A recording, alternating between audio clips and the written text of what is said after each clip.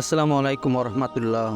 হজরত আবু হুরায়রা রাদিয়াল্লাহু আনহু হতে বর্ণিত, রাসূল সাল্লাল্লাহু আলাইহি ওয়াসাল্লাম ইরশাদ করেছেন, সর্বশেষ যে ব্যক্তি জান্নাতে প্রবেশ করবে তার অবস্থা এরূপ হবে যে বদ আমলের কারণে প্রথমে তার ঠিকানা হবে জাহান্নামে, যদি সে মুমিন হোক না কেন। কারণ মুমিন বান্দাকেও তার বদ আমলের কারণে শাস্তি ভোগ করতে হবে। এজন্য সে প্রথমে জাহান্নামে যাবে। জাহান্নামে দগ্ধ হওয়া অবস্থায় সে আল্লাহর কাছে আরজ করবে, হে আল্লাহ, জাহান্নামের অগ্নিশিখা ও তার উত্তাপ আমাকে পুড়ে ফেলেছে।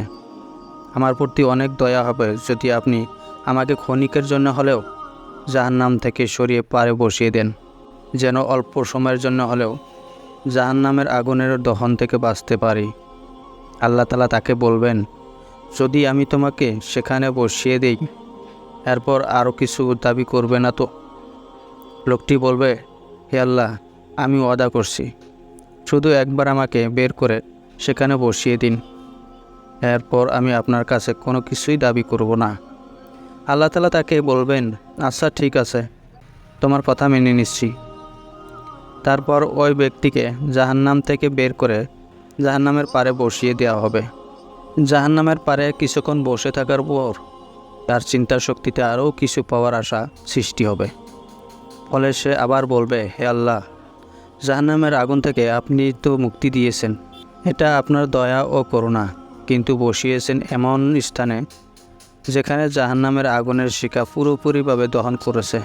যদি আমাকে সামান্য সময়ের জন্য এমন স্থানে নিয়ে যেতেন যেখানে জাহান্নামের উত্তাপ আমাকে স্পর্শ করতে পারবে না।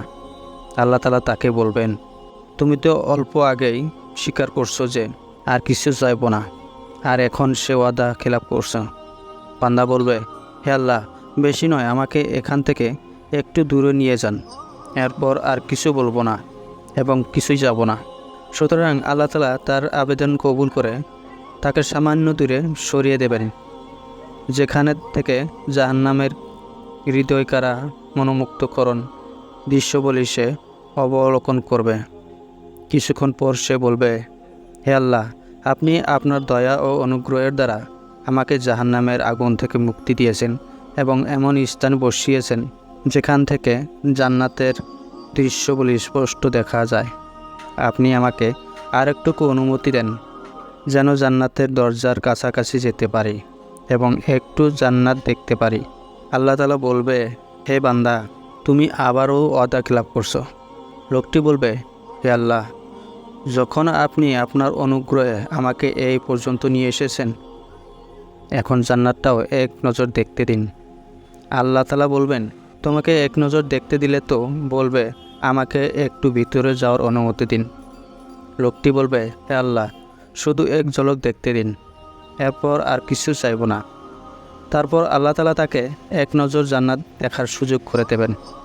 কিন্তু জান্নাতকে এক ঝলক দেখার সঙ্গে সঙ্গে সে বলে উঠবে, হে আল্লাহ, আপনি তো পরম দয়ালু ও অনুগ্রহকারী। আপনি যখন আমাকে এত দয়া করেছেন, এবার আরেকটু দয়া করুন, মেহেরবানি করে এর ভিতরেও প্রবেশ করিয়ে দিন। তখন আল্লাহ তাআলা বলবেন, দেখো, প্রথমেই তোমাকে বলেছিলাম তুমি ওয়াদা ভঙ্গ করবে, কিন্তু যখন আমার অনুগ্রহে তোমাকে এ পর্যন্ত নিয়ে এসেছি, তখন তোমাকে তার ভিতরেও প্রবেশ করাবো, সেখানেও তোমাকে পুরো পৃথিবীর সমান এলাকা দান করব। লোকটি বলবে, হে আল্লাহ, আপনি তো দয়ার সাগর, আপনি কি আমার সঙ্গে ঠাট্টা করেছেন? সে আরও বলবে, জান্নাতে এত বড় স্থান কোথায়, আর আমার মতো নগণ্য গোলাম এত বিশাল জান্নাতের অধিকারী হব কেমন করে? আল্লাহ তাআলা বলবেন, আমি কারোর সঙ্গে ঠাট্টা করি না, বাস্তবেই আমি তোমাকে এমন জান্নাত দান করলাম। শ্রোতা বন্ধুরা, হাদিস শরীফে এসেছে রাসূল সাল্লাল্লাহু আলাইহি ওয়াসাল্লাম এই হাদিসটি বলার সময় হেসেছিলেন। এরপর যেসব সাহাবী হাদিসটি শুনছেন তারাও তাদের মানুষের কাছে এই হাদিসটি বর্ণনার সময় হেসে বর্ণনা করতেন। তারপর তারাও তাদের ছাত্রদের কাছে বর্ণনা করার সময় হেসে হেসে হাদিসটি বর্ণনা করতেন। এমনিভাবে রাসূল সাল্লাল্লাহু আলাইহি ওয়াসাল্লামের যুগ থেকে আজ পর্যন্ত মুহাদ্দিসগণ যখনই হাদিসটি বর্ণনা করেন তখনই হাসেন, আর যারা শোনেন তারাও হাসেন।